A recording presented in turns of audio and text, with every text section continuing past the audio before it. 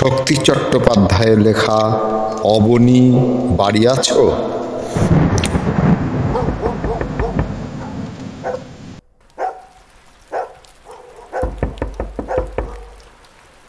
অবনী বাড়ি আছো? অবনী বাড়ি আছো? দুয়ার এটে ঘুমিয়ে আছে পাড়া, কেবল শুনি রাতের কড়া নাড়া। অবনী বাড়ি আছো?